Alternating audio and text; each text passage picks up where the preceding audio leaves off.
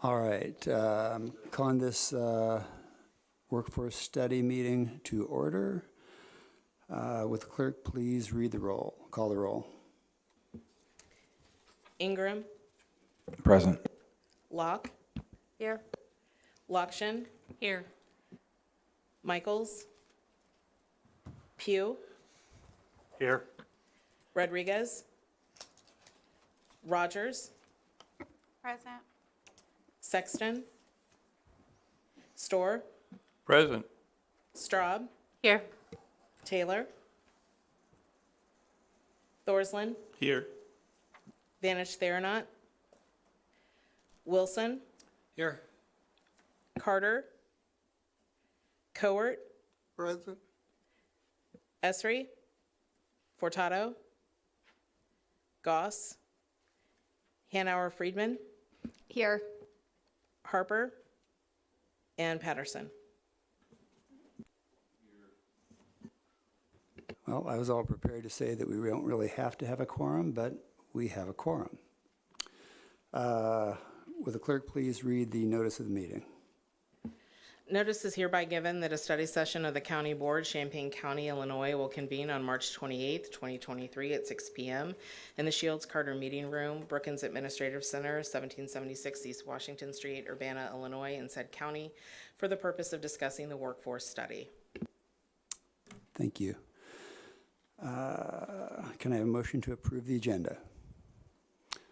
Okay, Straub, followed by Rogers.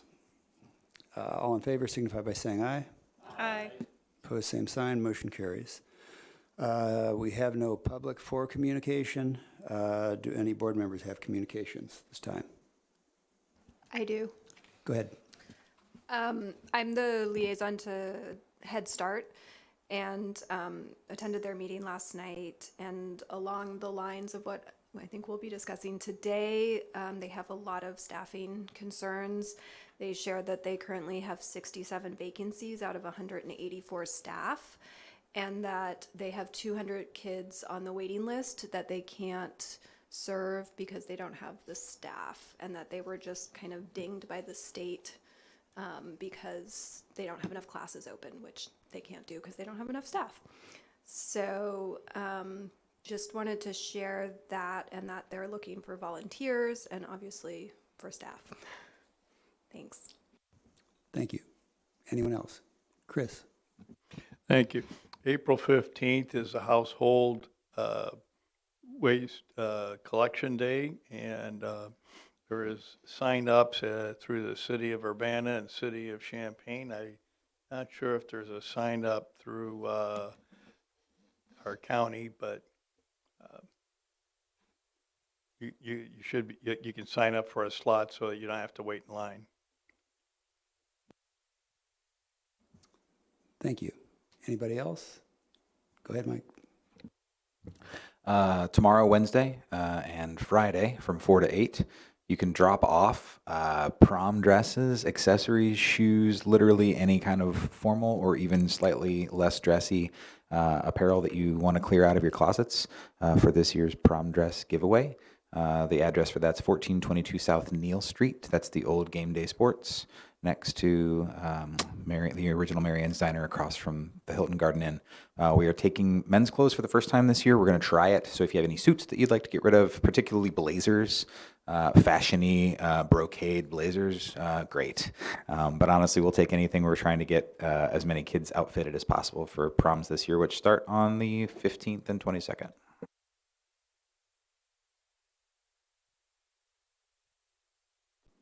Yes, ties would also be appropriate. Thank you. Thank you. Anybody else? Hearing none, we will go down to item 7, discussion. Michelle Jett is going to present on our demographics, and then we'll move to general discussion.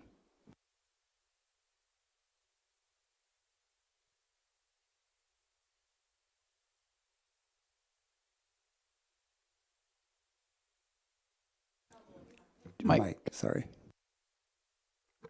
I noticed that it doesn't really talk about the demographics of our county employees. unless I missed it. So I just put together some stuff kind of quickly. So I'm going to go through that real fast. It's just a couple of slides. And then I'm just going to talk about the couple of things that we have done so far from the workforce study.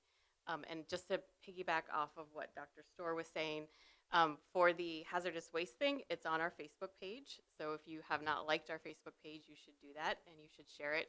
And you have to sign up to dispose of anything. They don't take walk-ins, so you have to sign up. All right, so this is the age breakdown of our 400 plus employees. It was a little bit more uniform than I really expected. I was expecting it to be a little bit more weighted on the older demographic, but we're not doing too bad between 30 and 44. Of course, our 18 to 19 is our tiniest one, which I think makes sense and isn't surprising. But I think we would all agree that probably 25 to 29 and even 30 to 34 would be like two areas we'd like to see some more hiring in. Our gender split's pretty even between male and female, and it is male and female because that is the data that we have collected thus far, so there's no other options at this point. This is self-disclosure on race based on their applications, which then gets translated into their hiring documentation. With 5 who are Asian, 49 claiming Black, 8 Hispanic, 1 Indigenous, 3 other, and 347 identifying as white. So the next 2 slides are the ones I spent the most time on. I was trying to really break down how long people have been with us, because as everyone keeps talking about, retirement for a large generation is coming. So this is when we hired people. There's kind of 2 different things happening here. When we hired people and then how old they are with us. So if you look at our hiring data from 2008 to 2011, 2012, we really didn't hire people, like, at all. I can skip ahead. So this would be hiring. So the really low ones there, that blue one in the middle, the darker blue one that says 12, and then everything to the right, that is 2017 and back. So our hiring really dropped. That far one on the right, that is 2010. In 2010, for the county, we hired 7 people that year. Based on, like, last year we hired 59, and this year already we've hired 25. So you can see that reflected when we look at how long people have been with us. The vast majority, well over half of our employees have been with us for less than 10 years. With that top bar being 193 of our employees have been with us for less than 5 years. And then we've got about 130 down there on the bottom who've been with us for more than 15 years.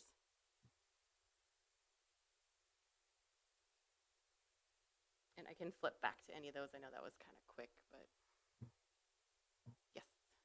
So on the gender data, you said that was self-reported. Are these ones not self-reported? This is actual. This is just County. based on, we collect their birth Okay. dates. Okay. So I just, yeah. Thanks. On the hiring year data, did that include the nursing home? No. Okay.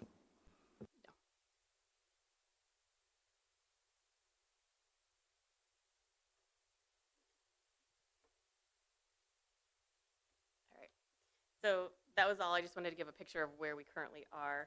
And then the other thing, I just wanted to talk about what we have done so far. So Executive Summers and I did meet with Gallagher to hear directly from them an overview of the study, particularly because I was not here when they presented it to the board for the first time.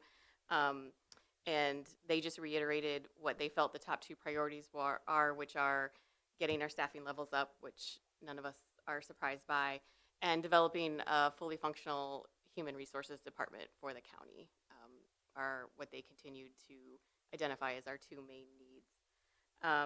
So some things based on the recommendations from the study that we're already working on.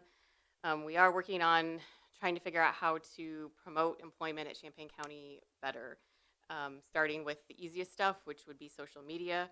So we have social media handles on all the major platforms, Facebook, Instagram, Twitter, TikTok, LinkedIn. So I really only plan on using Facebook, Instagram for the most part, and LinkedIn. I reserved TikTok so no one would say they were Champaign County and then put up some wild stuff, but I have no idea how to use TikTok, so I don't really plan on using it. But we're trying to pull out specific jobs and make them their own separate posts, highlight specific things about those jobs that would be desirable to applicants, and really highlight the benefits that come from the county, because we do have good benefits that are attractive to people, but they are very unaware of that. So we're working on that piece. I would very much like to hire a social media intern to help with more consistent, regular posting. It is something that is eating into quite a bit of my time, and it's not necessarily a very high level skill, but it's something that you need someone who's monitoring it and engaging with people and posting on a daily basis for it to really have an impact. And then working with the sheriff's office to develop some recruitment videos to give a better view of what it's like to be a law enforcement or a deputy or corrections officer or court security officer, so that we can kind of dispel some of the myths about maybe what those jobs do all day long, and also demonstrate that they're pretty accessible to the average person, and more people should try to take advantage again of jobs that pay quite well and have pretty good benefits. From the HR side, we're having a FMLA ADA training for supervisors next month. We had a FOIA training for everybody in, I think, January. The state's attorney's office did for us, which we appreciated. And you saw the first round of updates to the county policy manual this month. I guess it's still March.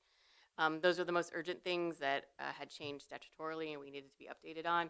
But we're continuing to work through that and just look for things that are out of date, no longer applicable, not worded correctly with the change to the executive, that kind of stuff. So you'll be seeing more updates to the manual coming through for your approval over the next couple of months.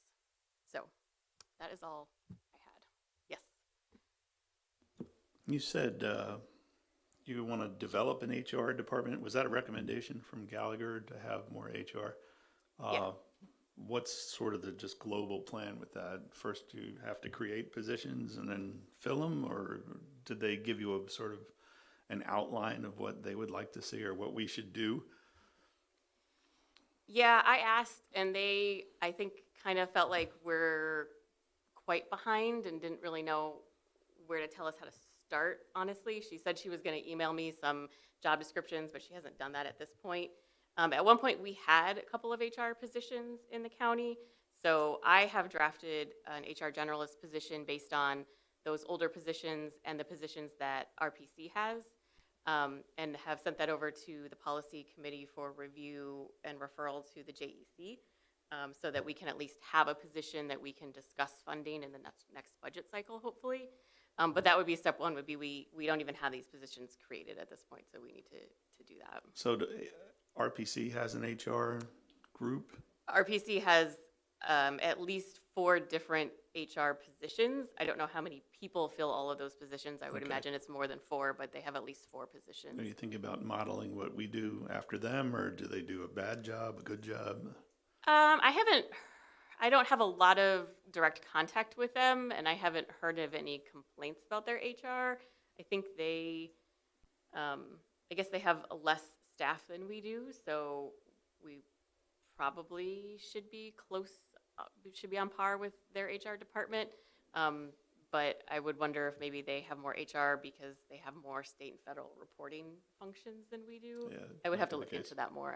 I'm not sure about that. So when someone's hired at the county right now, they just basically, admin takes care of setting up payroll and insurance and all that stuff, but we don't have anybody that says, welcome, and here's the training you need, and here's how No, not to I be mean, a we bad have, person. Leanne and Deshauna who work very, very hard and get everyone set up for payroll and benefits. Deshauna does like a benefits orientation with them, but those are all things that are related to their employment status. We don't have someone that, like gives them a tour of the building and explains what policy manual they should be referencing and how the county works and what is a county board and, like any of that kind of stuff. That's all gets pushed onto the departments, and they have their own various levels of being able to do that. So we should expect to see some funding request in the near future. I mean, if that's what you think I said, I don't know. Well, I think if we make the positions, we have to pay for them. Yeah, I'm not that's saying part we of it. shouldn't have them. I think we should. I'm surprised we don't, actually. So I think we'll be expecting that in the future. Thanks.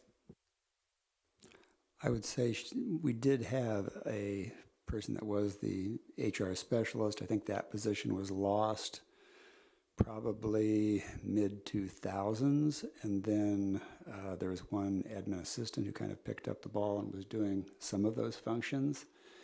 And Deb Busey, when she was here, I think filled that role to a pretty large degree. And since then, and I think, was it Eleanor? I'm trying to remember the name of the HR, the admin assistant that did that. She's been retired for probably 5 years, I think. Evelyn, excuse me, yes. And my recollection in talking with the people from Gallagher, they spoke about 3 positions, is my recollection of what the recommendations were. Where would they fall under in the flow chart? Would they be in your office? I would think that would be the best place for them to be, yeah. And I think developing this department would have a huge impact on us being able to attract and retain employees, because right now we don't really offer continuing education or professional development. I mean, the departments are just, strapped to just do their actual required duties. So if there was, an HR department that could supplement with those kinds of things so that we can, correct course on employees that aren't doing the best, which is soft skill development or just providing training for managers and supervisors, I think we can reduce our attrition rate pretty significantly. And I think we need to sell what we do offer. Having been on the Labor Management Health Insurance Committee for the last, this is my 7th year now, even communicating to employees that we have had for a while that the benefits are really pretty good. I think from the last meeting, out-of-pocket expense for our employees is about either 2.3 or 2.6% of total costs. But yes, it is expensive. It does take some money out of our employees' checks, but all said, any insurance is likely to do that. I think we need to tout the whole package in terms of what we do offer. Salary is not our strongest point, but it's not the absolutely weakest either. Any more questions? Chris? Sorry, go ahead, Ellie. I'll recognize you, Ellie. We'll cut through this.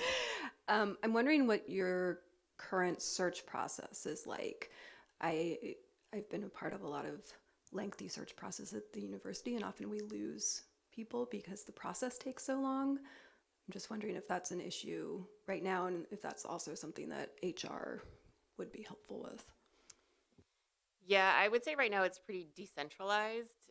Each department, we have a procedure for posting the position that goes through the admin services, and then obviously everyone uses Applitrack to apply for the position, which we are hoping to replace with the next Munis rollout.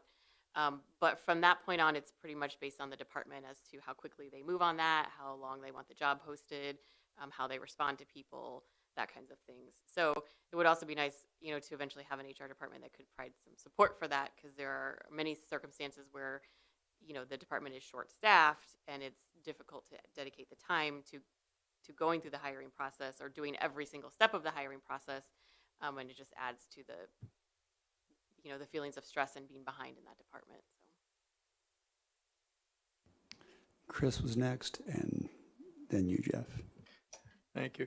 The Economic Development Corporation is developing or has developed a sort of a come work in Champaign County sort of website. My understanding is that they're posting at least some of the openings or intending. Could you? I remember you, now that you mentioned it, I remember that, but I haven't looked into that, but I can follow up with them and see and maybe nudge them to post more of our positions. Go ahead, Jeff. I see you, sorry. All right, thanks. Hey, thanks, Michelle. Couple questions. I think right now we have about 60 or so open positions, plus or minus. And has it always been that way? Or is that something new? That's question number one. And then maybe a follow-up question. We talked about onboarding. What's our attrition rate? Is it matching the onboarding rate? Or how does that correlate between attrition versus onboarding? So for the first question, we have, I believe, 53 vacancies, because I spend a lot of time in that vacancy report. And my understanding from what I've been told from people who've been in the admin services department longer, it has grown significantly in the last 3 to 4 years, that it was many fewer positions up until recently, but I can't necessarily testify to that.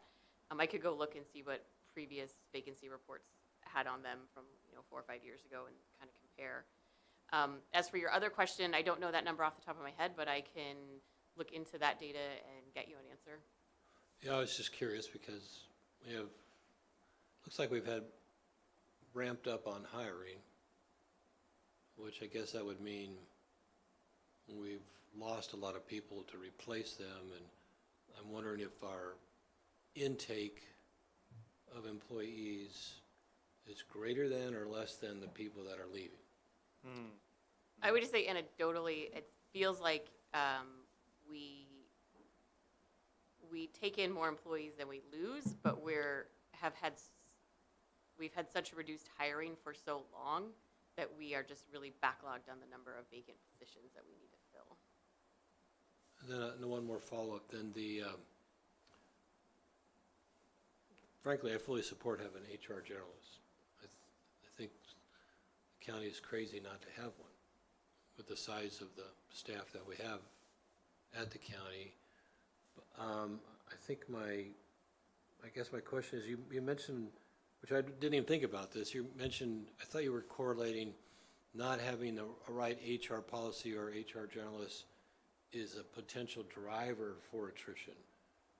What, based on your review so far, is causing people to leave the county? Is it salary? Is it just relocation? What are your thoughts about that? Yeah, so to clarify, what I was just trying to say was I think if we had more HR support for the departments, we could reduce attrition by just providing more support so that we just don't have so many people leaving. When I process the forms, I see a lot of reasons like left for remote work, left for higher salary, just left county employment altogether. There's a considerable number of people who just transfer around within the county. That makes up some of our vacancies as well. But I think that we're losing people for things like remote work and higher salary. Okay, thank you. Go ahead, Kyle. When you talk about having like a centralized HR department under the executive, do you think that having so many autonomous department heads might complicate that or hinder, the things that we can do? I think we have to be very realistic about what that kind of HR department would be offering, and for the majority it would just be support and opportunities. So it's not like it's an HR department that would be coming in and telling other departments how to run. It would just be asking them what they need help with and helping them with those things, and then hopefully providing some guidance on the items that are lines in the sand, the EEO policy, that kind of stuff, like things it doesn't matter what department you cannot violate that kind of stuff. But it would be a juggling act of understanding the policies of each department, their needs, what their hiring process looks like, what their onboarding process looks like, and then how we can just fit things in or create things that can be most accessible by all the departments as much as possible, and they can, to a degree, pick and choose what they're going to have to or want to use. Go ahead, Ellie. What is the current policy on hybrid and flexible work? I think it's department to department, and it's very difficult to navigate with the collective bargaining agreements that we have. It's not really something that's been built into them. And it would be difficult for, one department within one contract to offer it and another department in the same contract not offer it. So it hasn't particularly been utilized beyond the extreme peak of COVID. Matt, go ahead. For those who haven't met me yet, I'm Matt Bannock with the Champaign County State's Attorney's Office Civil Division. My boss, Julia, is over there.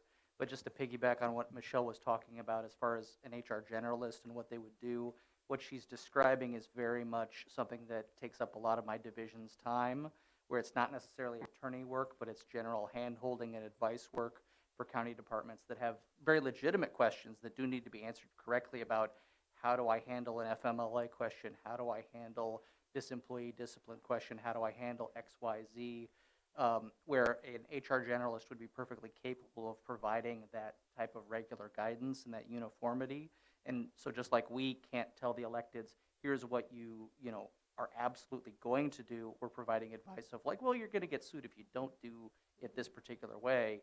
But that would be a huge relief on the civil division's at least attention and our time, so we could focus on more attorney type work than just regular HR nuts and bolts. So 2 cents. Go ahead. So would an HR generalist in, I guess, like a situation like this one where it's a government agency, potentially be able to keep abreast of the changes in policy, like the one we ran across last week where there was, I don't know, does anybody else hear the feedback? We had the purchase that was out of purchase policy that it had changed like 2 weeks before. Is that the sort of thing we could avoid if we had an HR generalist, or is that something that wouldn't be part of their responsibilities typically? Like, do they keep track of that sort of thing, like our regulations that we would need to follow? I think that they could definitely be a more accessible resource for department heads. I think, situations like that probably happen because someone doesn't really want to call Matt and bug him in his job with a question like that, but they probably should have gotten some clarification at some point. And an HR generalist, they might not have any qualms about calling and being like, hey, I just want to double check if I do this, that kind of thing. And again, just being that resource of kind of blanket all things county policy related, and at least being able to, flag something of like, I think maybe we should check with somebody higher up about this one, or that doesn't quite sound right to me, that kind of thing. So I think that that's a reasonable expectation, is they could just, again, be a resource to department heads of all of the things that they need to be keeping track of that they don't do on a regular basis, so it's difficult for them to keep track of all of that stuff. Julia.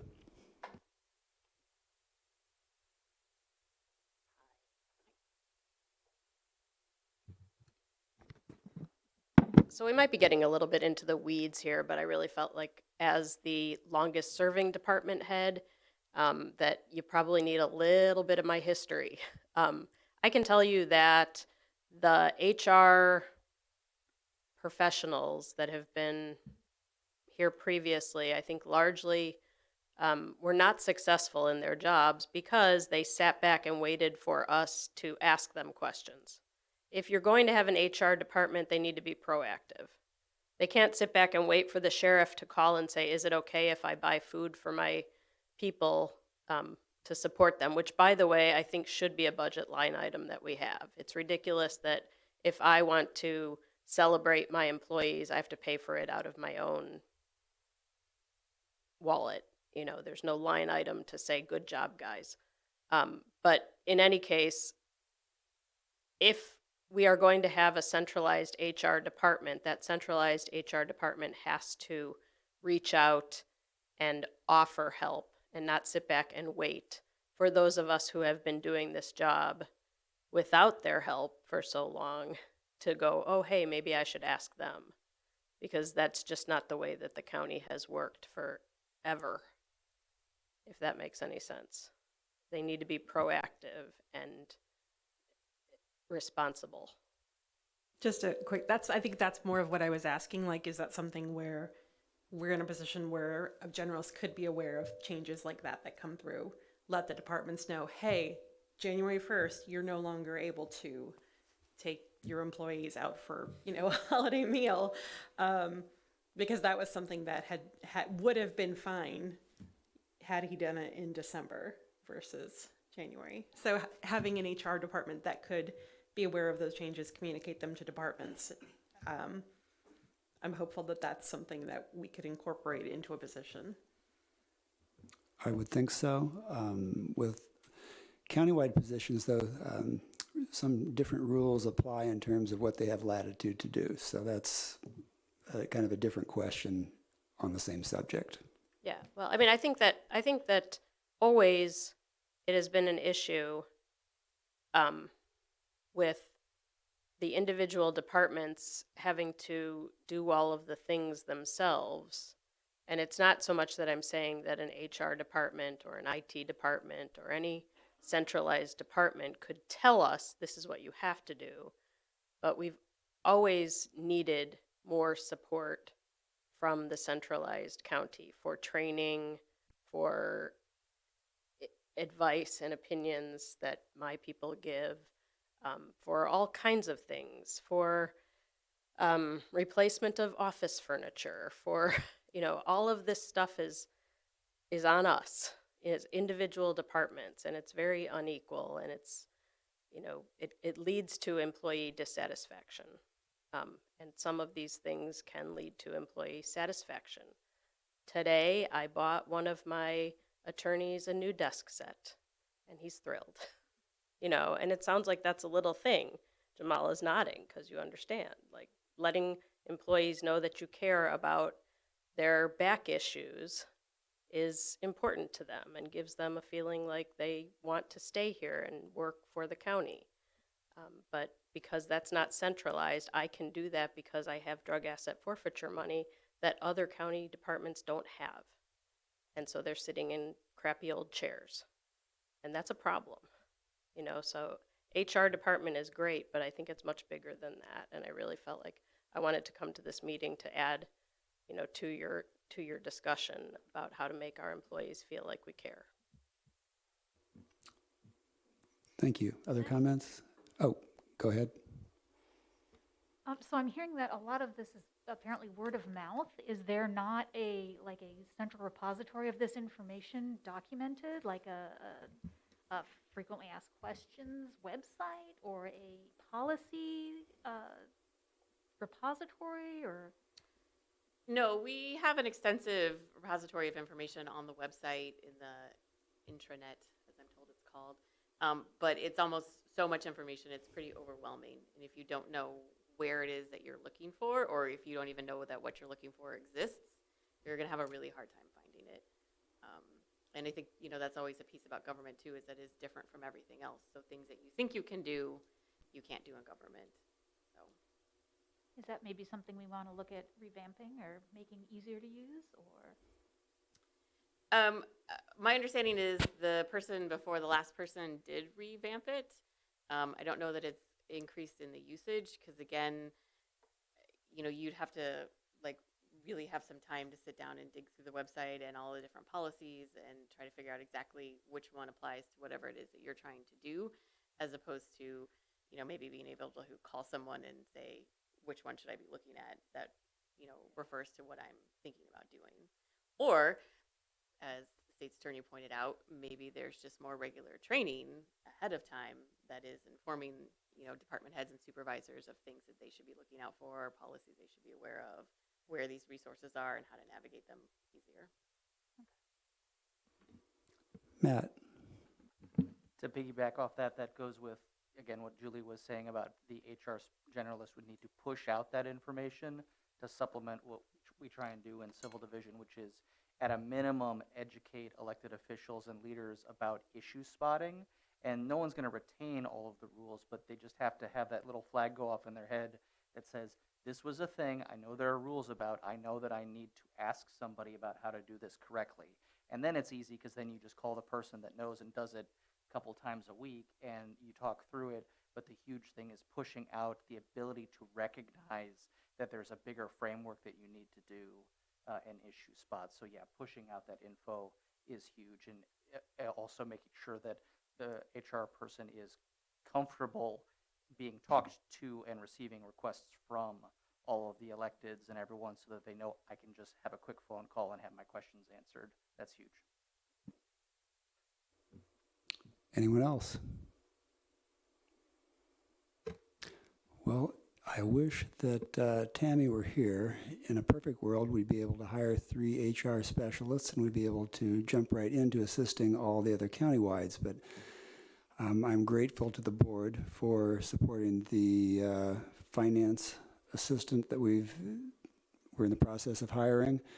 You take small steps to try and keep moving forward, but unfortunately our budget is not robust enough to take the steps that we would really, I think, all agree would be best for us in the long run.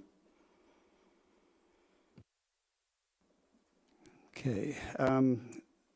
Item B on this would be just general study amongst board members. I would let Dr. Storr kind of take the lead on this. He's probably spent more time reviewing the Gallagher report than most of the rest of you, but I'm going to continue on here, and let's just see if we can have a robust discussion among board members as far as steps to take. Oops. Was I supposed to prepare something? No, just Good, because all I have are my few notes. no. It's just more intent for the folks to be able to have an opportunity to have kind of a roundtable discussion about the Gallagher report per se, and then after that, maybe some direction on how we'd like us to move forward. To Steve's point, I read through the Gallagher report, and I'm sure some of you have, and if you'd like some of my notes about the Gallagher report, I'm glad to share them with you. Just send me a ping, and I'll attach them to you. And I've got one paper copy with me right now. But I getting to Jeff's question earlier about why are we losing people, some of that actually is in the Gallagher report. And it's not real specifically in one location. You have to kind of put it together. But back to you.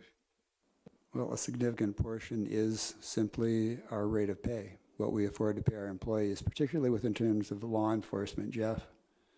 I mean, we lose sheriff's deputies to other municipalities because they pay significantly more than we do.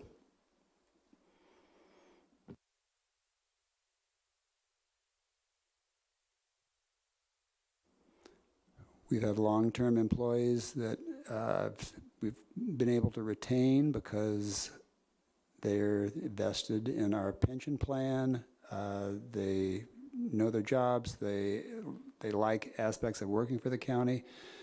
But as they retire out, we're going to have problems with filling those positions because the bottom line for a lot of people are going to be applying, or it's going to be what the salary level is, and we're not as competitive in that area. So I'm concerned about how we're going to be in 4 or 5 years after we have a significant number of people retire out. So that's good reason to try and be working on the front end to see what we can do to try and make the county a more attractive place for folks to come and work.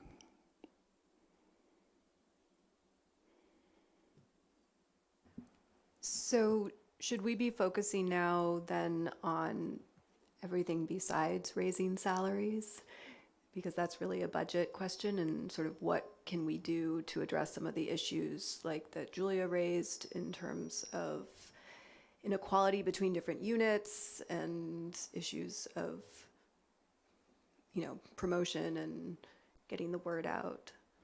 Well, we don't have a uniform policy on the ability to work from home, and some of that is dependent on the nature of the work and where we're at. I think if we would be able to offer more of a work from home option, I think we would be more attractive to people that would be seeking work with the county. So need to continue to look at that. And again, that's department by department because of the nature of what folks are doing. I know within admin services, I've tried to work with some of our folks that would prefer to work from home on occasion, sometimes due to childcare, sometimes due to, other reasons. And I try and be as flexible as I can with that. And as long as they're getting their work done, then that's just fine for them to work from home. But again, it depends on the job. It depends on the department and what the individual department head feels in terms of what their needs are. So it's difficult to implement something countywide with regard to that. Go ahead, Michelle. Yeah, I would just add that we would have to negotiate that in the next round of contracts. That would just be like if we wanted to come up with some kind of uniformity or larger access to that on a regular basis outside of any, pandemic circumstances, that would have to be part of the contracts. Is there a plan to do that? Not that I'm aware of. Julia. You can just stay there. So if you're talking about work from home, outside of contractual issues or all of that sort of thing, it's again a resource question. During the pandemic, IT was able to come up with laptops, and we were able to send some people home and have them work from home. But there never was a policy. There certainly wasn't any kind of training. And so I think a first piece of that question is, how do people work from home and be supported by tech and all of that sort of thing? Do we, the county, provide them with the tech? Do we provide them with tech support? How do we ensure they're actually working from home? I had a conversation the other day with the public defender, and she was shocked that her department didn't know how to use Teams. Again, this is part of the decentralization and training issue, that we do not have. So if we're going to encourage work from home, we have to support the departments with the technology and the training in order to be able to do that. I have people who work from home, but I really don't have a process to ensure that they're working other than that I trust them, which is not ideal. Other people I know who work from home have some sort of a policy or a process for check-in or that sort of thing, so it's a resource question, but I do think outside of the contractual issue, which I think maybe is sort of a thing, but maybe, okay, we'll talk about that separately. But I again, it's as much of a hardware and training issue as it is anything. Yeah, everything comes at a cost. Right. And it all seems like the conversation continually rolls back to the amount of revenue that the county has to expend for our employees, whether it be in terms of salary or in terms of supports. One point with the Gallagher study talked about a few things that would be relatively inexpensive. My understanding is that there had been like a county picnic that had been held in previous years that's no longer held. That's something that we can certainly look at trying to do. Can try and look at within individual departments, trying to come up with, and again, this comes back to the food question that's out there now in terms of what we can do and what we can't do in terms of showing our employees that we appreciate their work. Matt. Just regarding the contract issue and mandatory subjects of bargaining with union staff, one thing is that is a major factor is how flexible the various unions are willing to be or not be in terms of the possibility that some people might be able to work from home, but not all bargaining unit members might not be able to work from home. For instance, if you have a customer facing, have to be at the office, at the window at the circuit clerk's office, or the county clerk's office, it might be impossible for a majority of that office to work from home. And then it's a question of whether or not the unions would prefer a world where, well, if everybody can't do it, nobody gets to do it. Or if they're willing to say, well, we'll let, a certain percentage do. But that can be major hurdles depending on which lines the bargaining units want to take as far as equal treatment. And then if they demand that additional compensation needs to be given to the people that don't work from home, because then it's seen as a right, it can get very thorny very quick, and unfortunately, it is a mandatory subject of bargaining. Well, it will be a process. We need to start somewhere, though. Go ahead, Ellie. Excuse me, Jenny. Sorry, you mentioned the picnic, and to me, I feel like that's not a great place to focus. I feel like that's kind of become a meme in recent years, or months, I even, where, you know, they showed like the pizza party versus, you know, actual compensation and appreciation by employees, you know, or for employees. It's like the butt of the joke is you get a pizza party. This is how we show appreciation. I just feel like the workforce that's coming in right now, like, I'm trying to put this in a not ageist way, but people who are entering the workforce at this point don't seem to have the same appreciation for that kind of appreciation, I guess. And it's even myself as someone who's mid-career, I don't really enjoy forced workplace merriment. To me, yeah, sure, it's morale for some people, and it'd be fun to, you know, hang out with some of my coworkers, but I feel like it's not a substitution for actual things. Like in the contract this time, we were able to add some paid parental leave and things like that. That's real appreciation to me. And I feel like no picnic, no picnic. Well, surprisingly, that was one of the items that came out of the Gallagher report from talking with our employees. But then again, you may be talking about the gap that I spoke of earlier, where we have employees that have been here long term, and we have employees that have not been nearly as long. Go back and see if you can disaggregate which employees felt that the company picnic or the county picnic would be a good idea. That may be where the line breaks, but that was a request from at least a significant number of employees that we have currently. Go ahead, Jeff. I'd like to go back to the facilitating remote workers. And I think we should pursue that, because I know there's hurdles, but that's okay. There's hurdles. There's always an obstacle in everything we do. But I would recommend that we figure out a policy that can facilitate remote workers. So in my professional life, I work remotely. And I work remotely from the Clinton Nuclear Power Station. So they have obviously figured out, and then I work remotely out of an office out of Chicago. And then last year I was working remotely out of an office out of someplace out east. Oh, I forgot all of a sudden. But anyway, so at least in the professional world, people have figured out how to work remotely. And yes, it takes a lot of IT work, right? It takes some IT infrastructure. And then you got to worry about security of files and who gets access to a certain file and who does not get access to a file, availability and stuff like that.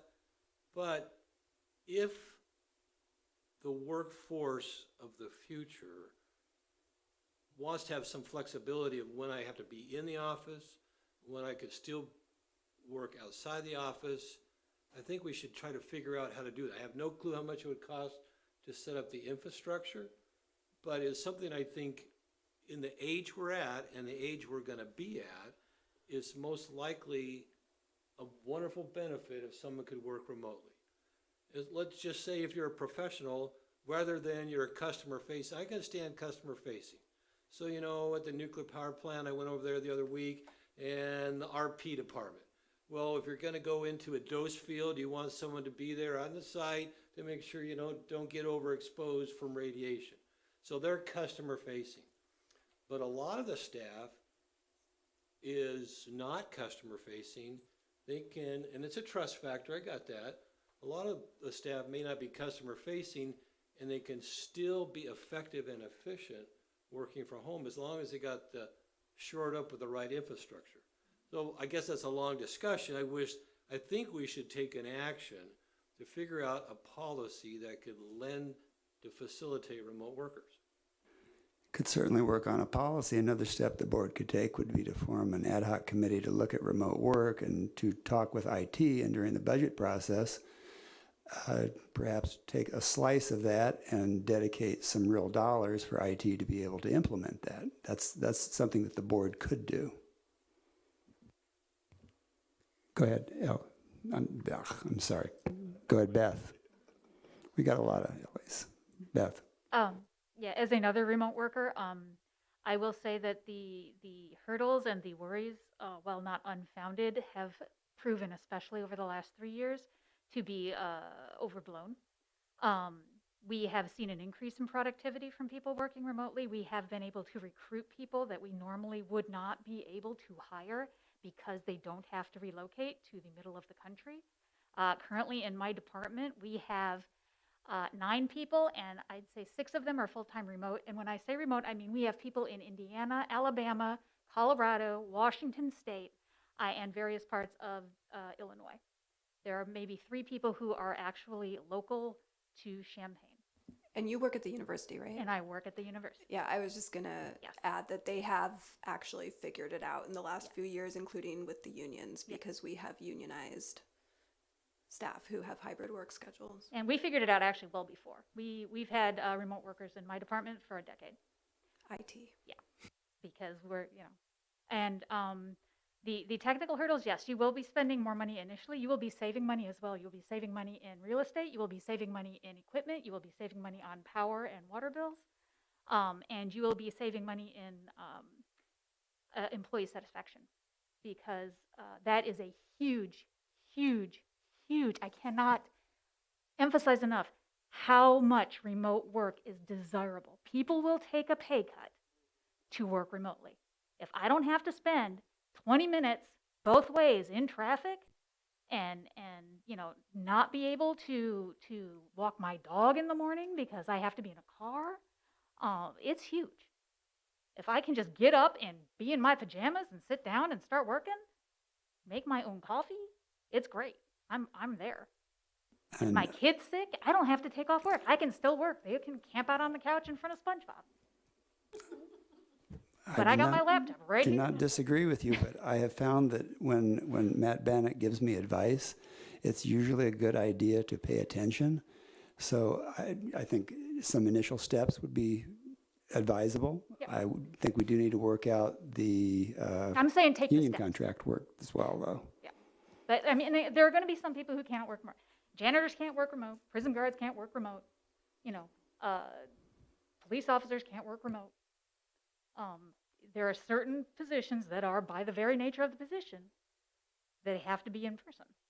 And that has to, I think, making it more of a position oriented policy rather than a blanket employee related policy, and then having trade-offs with, okay, your position can't work remotely, so in return we're going to give you 2 extra days vacation, something like that. You can find a balance. It is not an insurmountable obstacle. Eric. Sorry, Matt, for raising your blood pressure. You talk about getting infrastructure in place. Don't we already have that? To some degree, we do. It's a question of talking with IT to see what they would say. What they would say we were actually going to need if we did go full-blown remote. Because, just, from the pandemic From the happened, it seemed pandemic, like we did. most employees were able to work remotely, at least for a period, so. Eric. Thanks, Steve. I'm going to make a lot of remote people upset. During the shutdown at the U of I was home for exactly 2 days.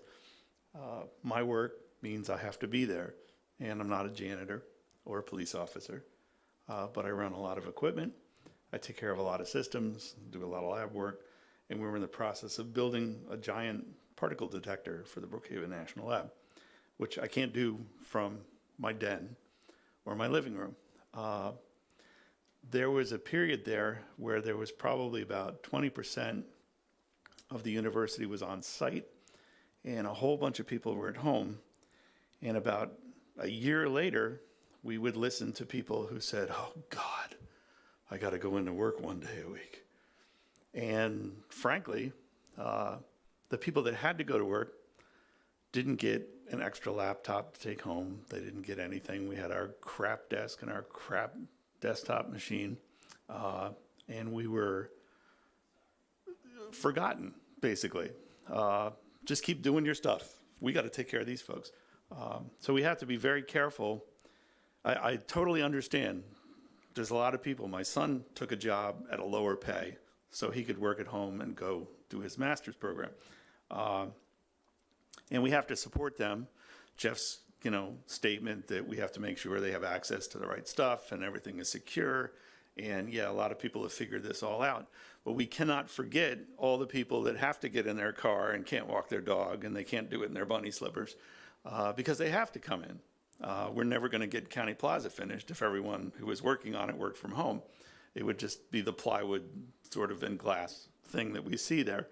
And you said, one thing there, the people that have to go to work should have some other thing that makes having to go in special to them. But the bottom line on all of this that we're going to keep, that we have to sort out is compensation across the board. Every department, in the unions, not in the unions, collective bargaining, the people who fill the vending machine, the people who fix the water fountain. We need to pay people more. And unfortunately, we get handcuffed by all of these wonderful anti-tax things like PTEL that don't let us raise revenue to run a proper county and pay our people properly. But we have to figure out how to work with the constraints we have, or get rid of the constraints, go to home rule and do what we want.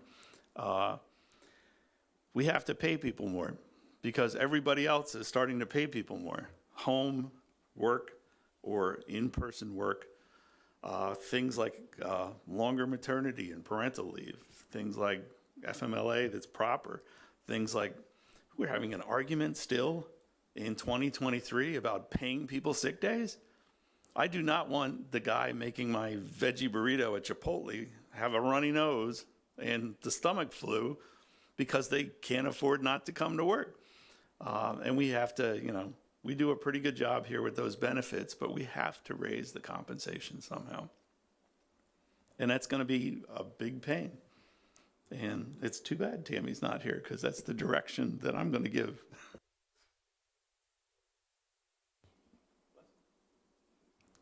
Go ahead, Michelle.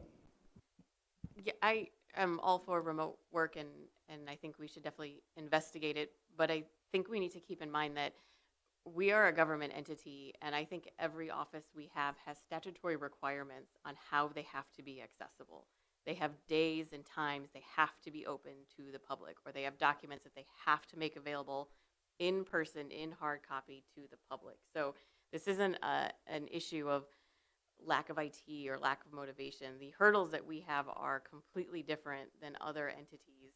And we, as a government entity, the foundation of our existence is being accessible to the public. And as far as the statute is concerned, that means being a brick and mortar building that someone can walk into and ask all of their annoying questions and get all of their paperwork and do all the things that they want to do. So, we can definitely investigate this. I agree with that completely, but I think we need to think about things that are a little bit more realistic in the immediate, that we can start figuring out how we can implement those kinds of things for a sooner change of pace in terms of our staffing needs. Chris, do you have a comment? Thank you. I'd like to follow up on something that Eric raised, and I'm surprised hasn't come up more emphatically. The Gallagher report, one of the top themes was compensation.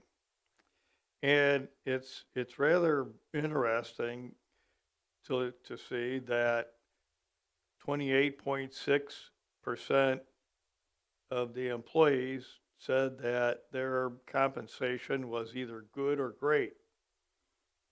okay, about 21%. But 36.3% said that their compensation was poor or very poor. Well, the other thing that they were that came out as number 4 and 5 was the cost of health benefits, which kind of fits into compensation, and retirement benefits have been or are deteriorating.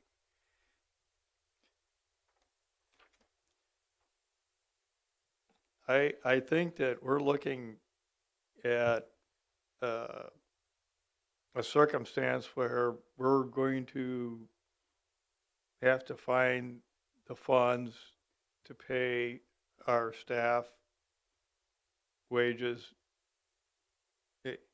higher wages, and pick up or provide, pick up more of the benefits or provide more funds for them to pay their own benefits.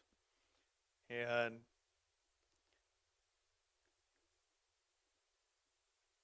we just saw another example of this when we kind of were in our compensation for the deputies and sergeants.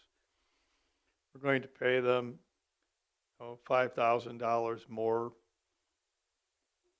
this year or in the next contract, and this is going to increase over time. I think this is reasonable. Their job is difficult, dangerous, and they're called out to do some pretty things that most of us wouldn't like to do. And that's cleaning up animal stalls, picking up the garbage, going out and listening to people's complaints when for whatever particular circumstance. I think that we're facing a circumstance where we're going to be and ought to compensate our employees more, and I'm concerned how we're going to find the funds to do that. Please don't misconstrue this into me saying that we're doing just a marvelous job with paying our staff. But when Governor Pritzker came out with a $15 minimum wage, we had a number of folks that were not making that much. And we worked hard as a county board at that time with Tammy to make sure that we would have those positions at that level well ahead of that deadline. And you talked about our last contract with regard to law enforcement. We've gone, I think, as far as people in the Finance Committee are comfortable with. In fact, maybe even just a little bit farther than they're comfortable with. So the question is, where is the revenue going to come from? And Eric's talked about tax caps. I've talked about tax caps for a long time.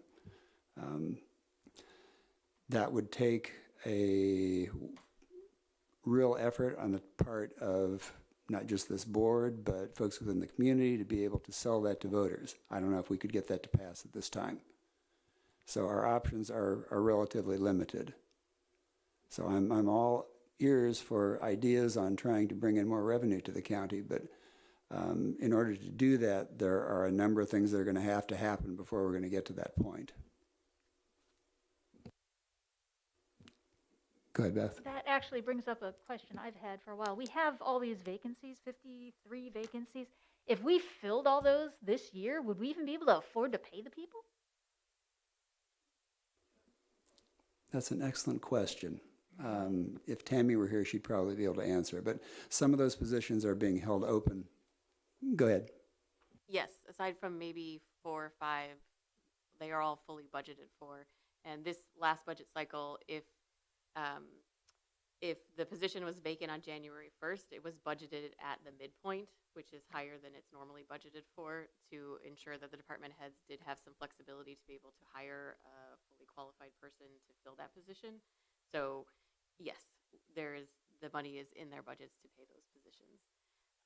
And I also just wanted to go back to what Dr. Storr was talking about. I actually did a little research, and the statement about perception that local retailers, employers such as Costco, Amazon, and Target are paying workers higher wages than the county. It's not really, I mean, that's the perception, but it's not actually a fact. Our Target pays $15 an hour. The benefits are mediocre. A lot of them don't kick in for months or even a year later. Amazon, as a delivery driver, you might get $18 to $25 an hour, but you get no reimbursement for gas, and there are no benefits at all. So I think there's some room for just some, honestly, marketing a little bit better of what we offer that's not a straight salary that we can be doing with our employees. But I don't think that as a whole we are down here, and Target and Costco and Walmart are up here better than what we're offering. Go ahead, Julia. Two things. I was going to harp on the education of our employees and our potential employees piece, which we do not do. One of the greatest benefits of working for Champaign County is that you get a pension, a real pension. In what other job can you say that, really?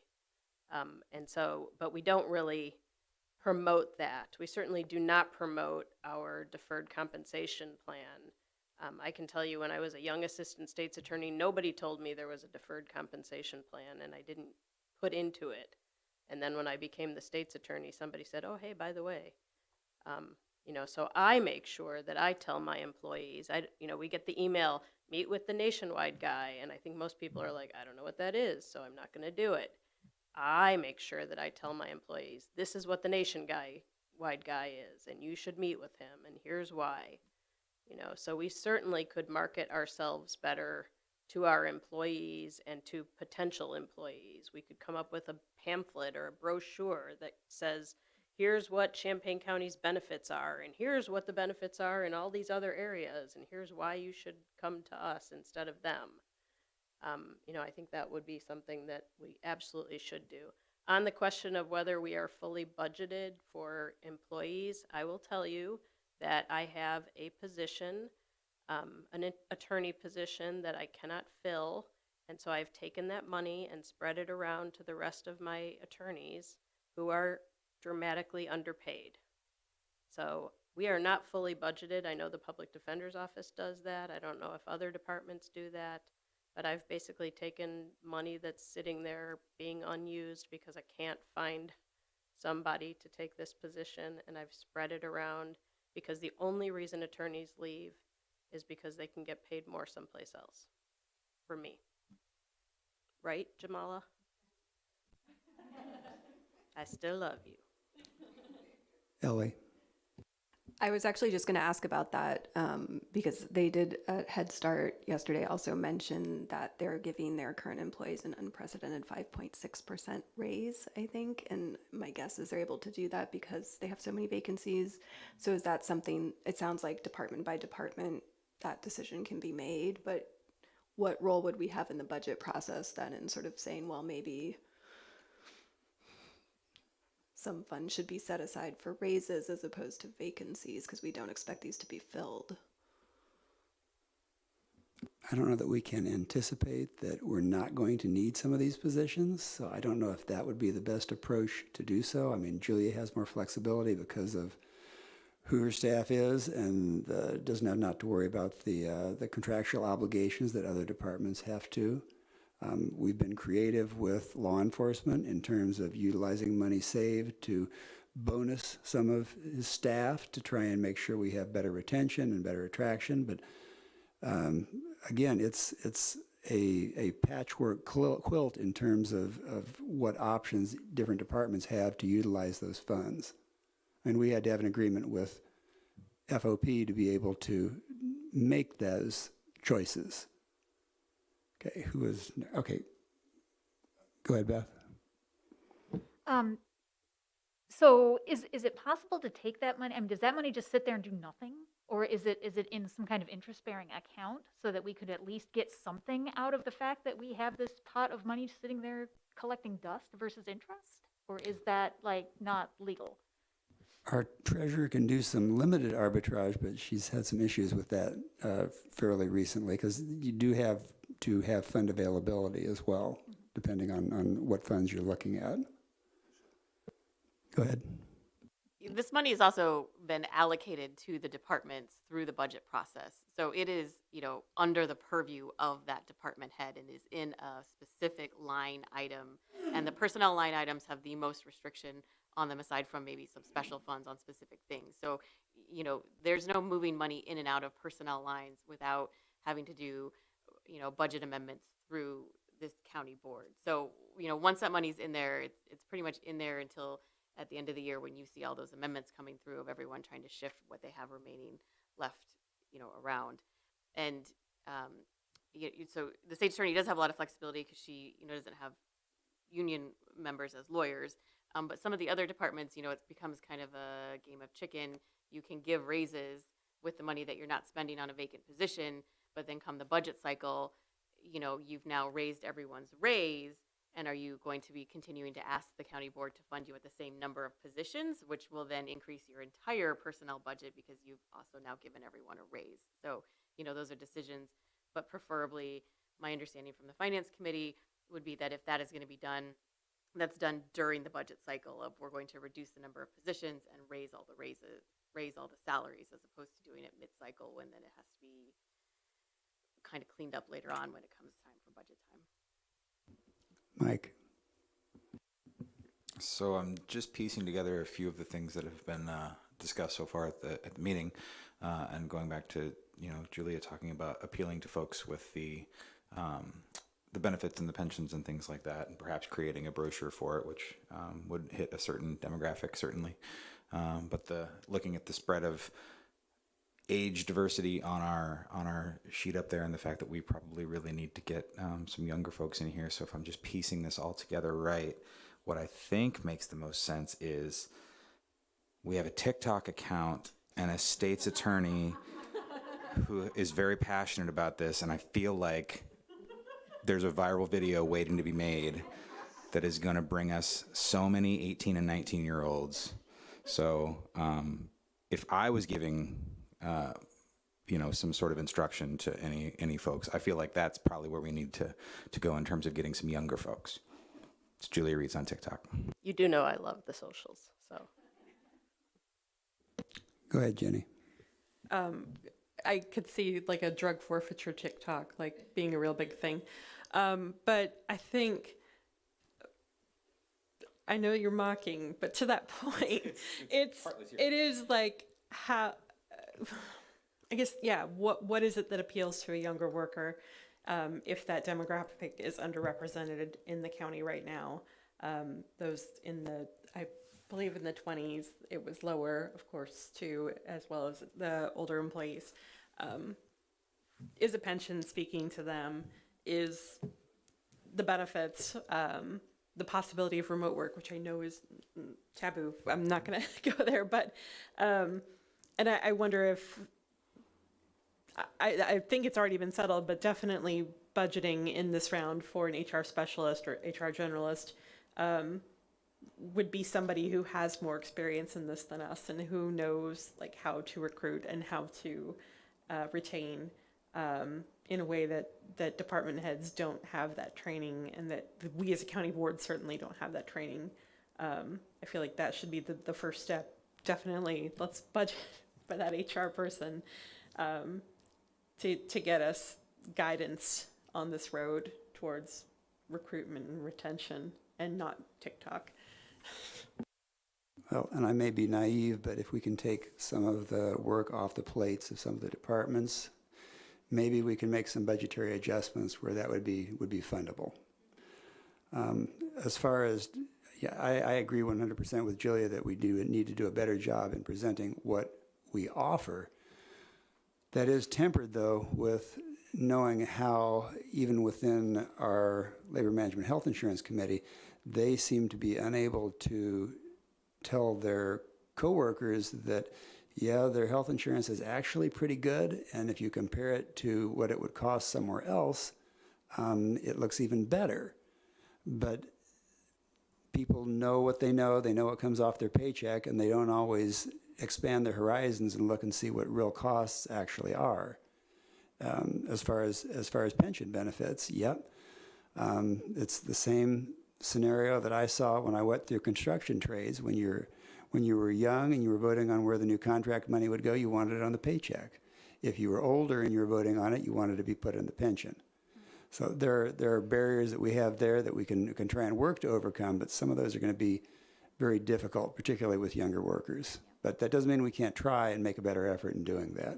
We cannot just push what we offer. We have to explain why that's good. Because I guarantee you go to a 22-year-old and you tell them deferred compensation and pension, they're going to be like, show me the money. I got a Corvette I want to buy this month. I don't care what's going to happen when I'm 55. I don't plan on being here when I'm 55. That you have to explain why that's good. It's like trying to teach a high schooler about compounded interest. Their eyes are going to glaze over and they're going to go for that $22 an hour Amazon driver job because that's money in my hands right now. The thing I hear a lot from people at state, even trying to get people to work at the state of Illinois is, oh, money's not going to be there by the time I retire. You talk about pensions and there's not going to be any money left. The state's so far in the hole budgeted. The same thing for Social Security. You tell them, oh yeah, Social Security. It's like, I can't depend on that. That's not going to be there when I'm old. It's a huge uphill battle to convince people to wait, and that better things are coming later. If you're going to push pensions and you're going to push deferred compensation and you're going to push 401ks and healthcare, you're going to get all the 50-year-old people going, heck yeah, man, I need knee surgery and that's great and I can have this many days off and I can retire at 55 and I can have a deferred 22-year-old is just, I want money in my hand right now because I got stuff I want to do right now. I don't care what's going to happen when I'm 55. Well, you have to try that, Eric. Yeah, you can go ahead. I know when she was talking about knee surgery, I know she was probably alluding to you, but you can go ahead. It's coming along nicely, by the way. 7 weeks and 1 day. So I have to go soon because I'm batching it, and my cats are probably eating my couch right now. But, direction for staff. Here's my 2 cents input. I think, first off, we need to create this HR department somehow pretty soon. There's some way we can do that. Steve had an idea there right away. The hard part that we need Tammy for and everybody else is across the board, better compensation. I mean, it's in the Gallagher report. I read parts of it. Chris did a wonderful job of summarizing there. One of the other things besides remote work that's very attractive to people that I think is possible, even with in-person, is the potential for a 4-day work week. I know we're a county and we have to have an open building, but some places do flex where somebody's in on Friday, somebody's in on Monday, somebody likes Wednesdays off because they golf or something. But that's a big attractor to a lot of people. It's a trend that's coming along. Work on that remote option for those who can somehow, even though, I'm totally against it. Advertise better what we're doing. Hey, Amazon pays well, but if you work for the county, you don't pee in a bottle. We have real bathrooms. And when we get all this done, then we have the pizza party. But we don't start with the pizza party. Pizza party's towards the end. I'm totally with you, Jenny. I don't want to be a meme either. So, and that's where I'm at. And I know that all of this is extremely hard work, but we paid money for this study. It told us what we need to do, and we'd be dumb not to listen to it. So, thanks. Thank you, Eric. And just to say, we had conversations, Michelle and I had about possibility of a 4-day work week, but because of the dynamics that she's talked about, I really wanted to be able to have a thorough discussion with Matt about it before we looked at it really seriously. And go ahead, Julia. Can I make another suggestion for you all? Absolutely. My suggestion, I've suggested this a few times over the years, is that you divide yourselves up and appoint an official liaison to various departments. My suggestion is that you, as a group, commit to going around to each department and meeting the department heads and the staff and seeing what they do and asking them these questions. They don't know you. And so, you know, and you don't know them. You don't know where they work. You don't know what they do. You need to know these things in order to make these kinds of decisions on their behalf. So those two things. It would be very helpful, I think, to each department if I knew that Mike Ingram was my go-to guy if I've got something that I need to put in front of the county board, you know, because because we don't have that kind of connection, and whether that's because of different administrations or whatever it is, I really think that that's something you all could do that would have a lot of benefit both ways. Well, I've joked that prior to being elected to this position, I thought the admin hallway ended at Rita's desk. And it has been a hard learning curve to grasp how much our employees really want to have outreach from board members and know that they know what their jobs are like and what kind of supports they would like to have. Go ahead, Jenny. Just one quick comment to that. We did do a tour, like when we were starting to do the ARPA budgeting. I know that not everybody in here, this was pre-20, what year are we in? 2022 election, so not everybody here was on the board at that point. And that, I know it was for a specific purpose, but it feels like that's something that we could do as a board, as a start with part of this process. Just go back around, go through the departments, do the ride-along, see the jail, do all the things we did as we were looking to start budgeting that ARPA money so that we understand as a group what every department does and who is there and what they look like. Because I know that there are people who just started this last cycle who haven't been to all these places yet. That would be very helpful during the budget process as well, I will say. Anybody else have any comments? We've got attrition here within the caucus, so. Anybody else have any guidance, any pearls of wisdom in terms of direction for admin in reviewing this? Jeff, I know that you're moving forward to the mic, so I'm waiting to hear what you've got to say. But I'll say something, sure. Like I already said, I really believe that we as a team should pursue this HR generalist individual with roles and responsibilities. And obviously we need to find the right person that's proactive rather than reactive. So that's part, I think, really through the interview process, really. That you can determine whether a person is proactive or reactive versus on their history. And I would say something about the remote work. So remote work is not for everybody and probably shouldn't be for everybody. And I really appreciate Michelle's statement. There are just rules that we have to follow. And if you're customer focused and you have to be in your office, then you just got to be in your office. But that doesn't mean everybody has to be in their office. So it's not going to be applicable to all. It's only going to be applicable to some. And then I really liked Julia's comment about reaching out and meeting various department heads, which I'm sure I have a job, we all have jobs, I suppose, but that doesn't mean I couldn't carve out time to, I know I've spent time with the district attorney, so I need to just multiply that out and meet other department heads, and I look forward to figuring out how on my schedule I'm going to do that, but I will commit to at least meeting each department head so that I can understand what their job is. So, end of my comment. Thanks. Anybody else? Well, hearing nothing else, thank you all for coming, and have a safe drive home. Thank you. We're adjourned.